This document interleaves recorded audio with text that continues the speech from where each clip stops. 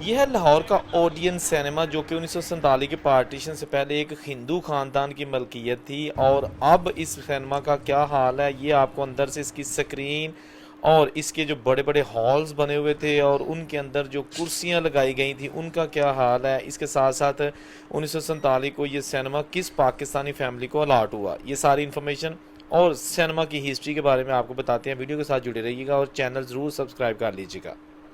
अस्सलाम वालेकुम, मैं औरंगज़ेब बेग और मैं इस वक्त मौजूद हूँ लाहौर में और मेरे पीछे है तारीखी ओडियन सिनेमा जो कि 1947 के पार्टीशन के दौरान ही बनाया गया था और पार्टीशन हो गई। बहुत आलीशान और जदीद तरीन सिनेमा बनाया गया था एक हिंदू ख़ानदान की जानिब से।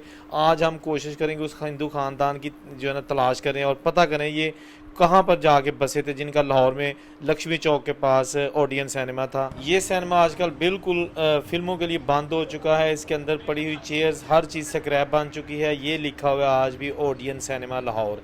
यहाँ पर ये इसका जो फ्रंट है यहाँ पर बड़े बड़े पोस्टर लगाए जाते थे। जैसे ये पुरानी फुटेज भी देख रहे हैं जब ये सिनेमा फिल्मों के लिए बिल्कुल रेडी था। तो अब जनाब यहाँ पर पार्किंग स्टैंड बन चुकी है इसके सेहन में। यहाँ पर बहुत सारी ब्लॉकबस्टर फिल्में लग चुकी हैं। शुरू शुरू में जब पाकिस्तान और हिंदुस्तान अलग बना उस वक्त इंडियन फिल्में लगती थी और वो भी जनाब ब्लॉकबस्टर जाती थी। लोग फिल्म देखने के लिए यहाँ आ जाते और अगर उनको टिकट नहीं मिलती तो कहते हैं कि सेहन में ही बैठे रहते शाम तक रात तक, कभी ना कभी तो बारी आएगी ना।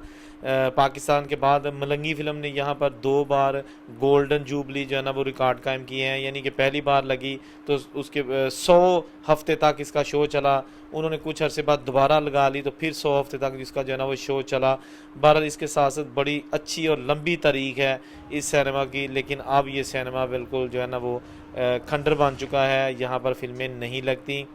यहाँ पर आपको मैं बताता हूँ कि ये सिनेमा 1947 के पार्टीशन के बाद N.A. खान नामी एक आदमी था पाकिस्तानी, उनको ये अलॉट हुआ था और फिर उन्होंने इस सिनेमा का जो चार्ज संभाल लिया और फिल्में लगाते रहे। पाटे खां 1955 में बताया जाता है कि फ़िल्म आई थी, उसने भी इस सिनेमा में रिकॉर्ड तोड़ बिज़नेस किया था। कई हफ्तों तक वो इस सिनेमा की जीनत बनी रही।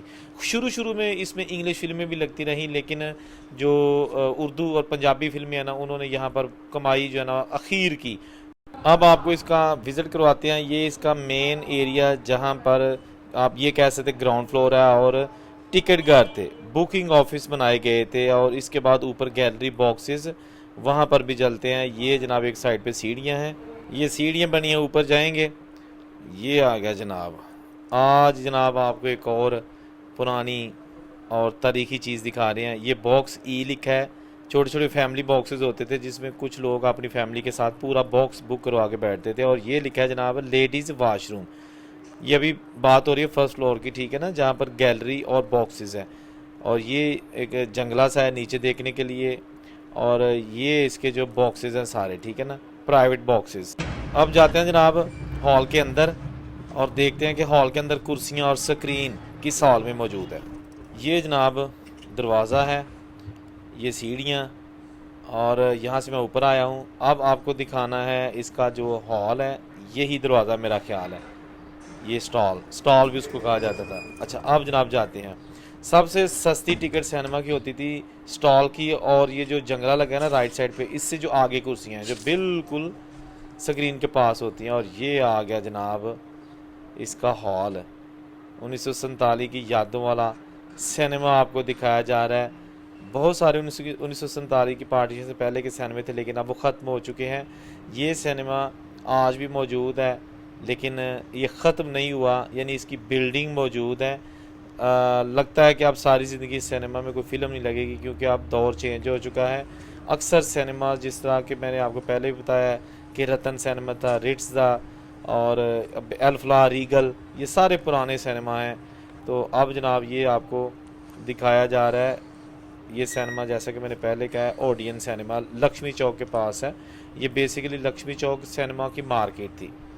अब हम उसी इलाके में आगे हैं जहाँ पर मेट्रोपोल सिनेमा हुआ करता था। ये नीले रंग का ऊपर लिखा है मेट्रोपोल सिनेमा, लाल रंग का लिखा है कार पार्किंग 100 रुपया। लेकिन मेट्रोपोल सिनेमा यहाँ पर हुआ करता था। ये उसकी पुरानी तस्वीर आपको दिखा रहे हैं जहाँ पर अब ये चीज़ है, मोटरसाइकिलें खड़ी हैं।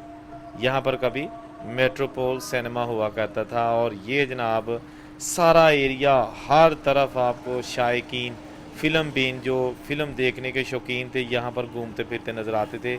एक सिनेमा में फ़िल्म देखी, दूसरे में चले गए। 3 बजे के बाद तो इस एरिया में जो लोग हैं उनका रश शुरू हो जाता था रोज़ाना। ये उसी एरिया में आ गया जी रतन सिनेमा की जगह। रतन सिनेमा भी 1947 के पार्टीशन से पहले कि हिंदू की मलकियत था। ये रतन सिनेमा प्लॉट में 24 घंटे पार्किंग शुरू है, ये लिखा है। यहाँ पर होता था रतन सिनेमा, जहाँ पे कार खड़ी आपको नज़र आ रही है। उसका बेसमेंट भी हुआ करता था, लेकिन अब जनाब यहाँ पर सिनेमा की बिल्डिंग डिमॉलिश हो चुकी है। और ये उसकी पुरानी तस्वीर आपको दिखा रहे हैं। यहाँ पर ये बिल्डिंग हुआ करती थी। ये जनाब चौधरी ईद मोहम्मद को सिनेमा अलॉट हुआ था 1947 के पार्टीशन के बाद। ये चौधरी ईद मोहम्मद जो कि दादा हैं वासे चौधरी साहब के दादा का ये सिनेमा था।